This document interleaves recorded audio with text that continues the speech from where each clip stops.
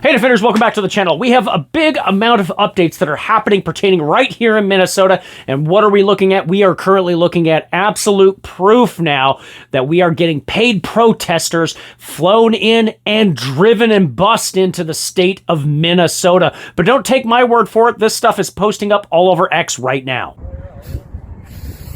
This is the bus coming to pick everybody up that they dropped off here to make it look like there's tons of people here.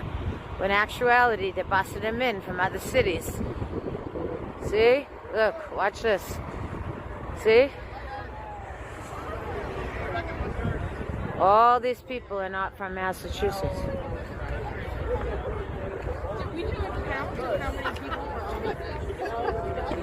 So, hold. You know her? She's one of the people from the No Kings rally. Which one? The one with the yellow hat, the lady with the... Oh, yeah? Right? Oh, yeah. She's at the No Kings rally. These are all the paid people.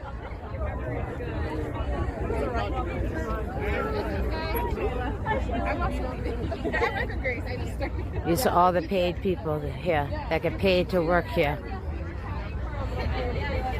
See them all?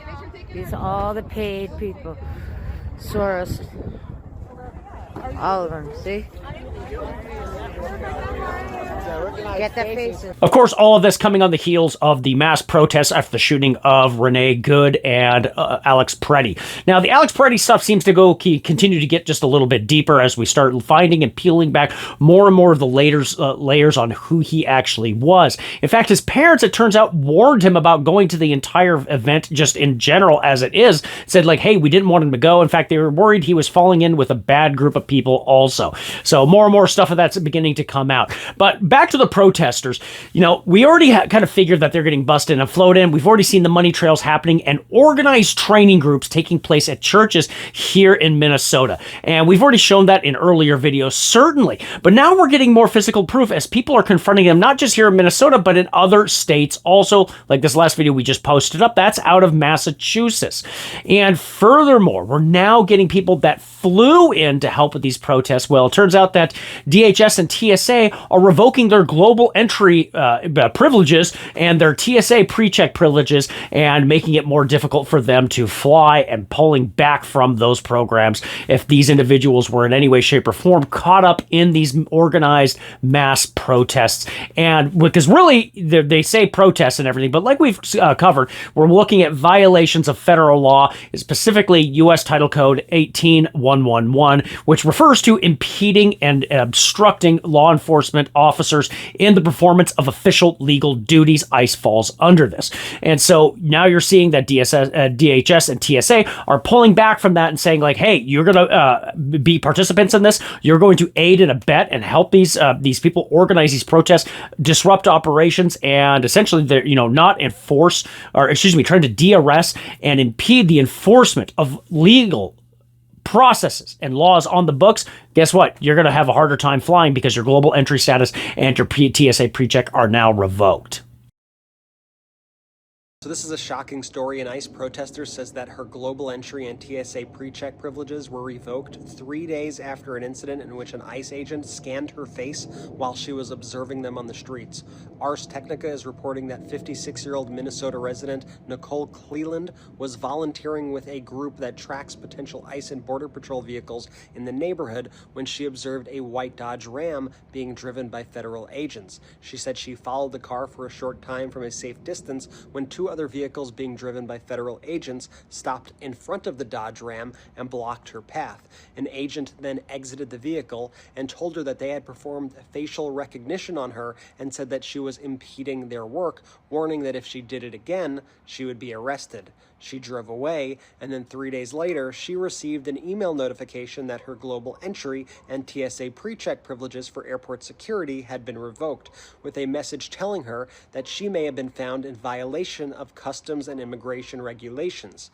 Federal agents have been known to be using this facial recognition software during these recent raids. Cleland has since filed a declaration about ICE's actions with the district court in Minnesota. We're going to stay on top of this all and more, so spread the word and follow for more.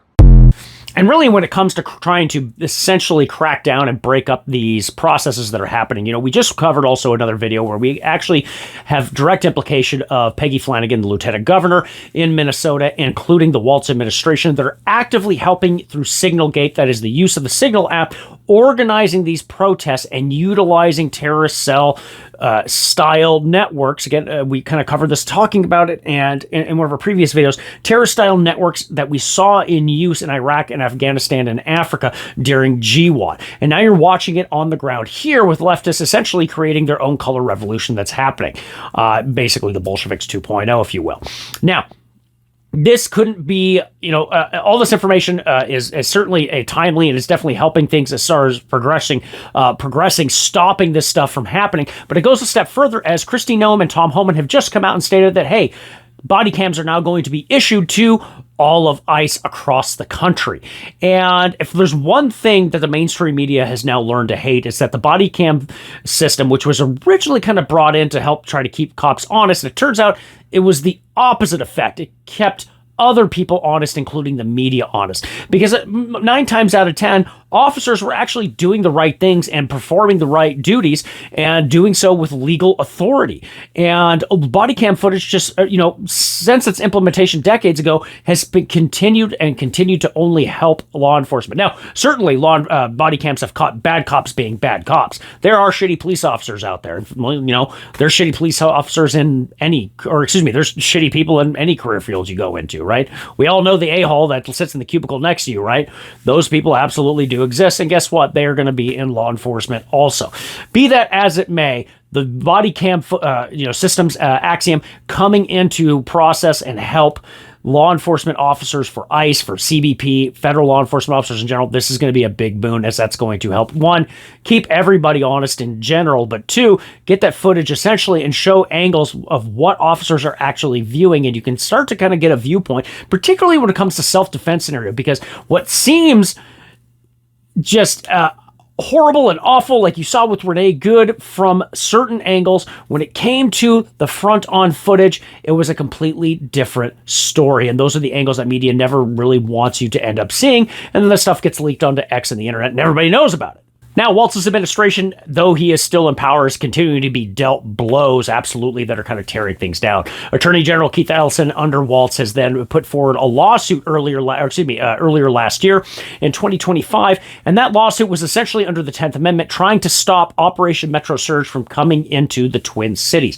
And that just got overturned by a federal judge. Not only did it get overturned, it didn't even process past the 8th Circuit. Essentially, the 8th Circuit just came in and said in that federal judge that, hey, Minnesota cannot try to overturn legal processes federally, and that the Supremacy Clause absolutely takes effect in this case. And so that got thrown out. And more whistleblowers on top of this are continuing to come out saying that Walz was informed of the fraud, not just for 1 year, not just for 5 years, but for, it sounds like, decades. Some of those whistleblowers attribute to Walz that they were accused of racism and pulled off of projects. Why?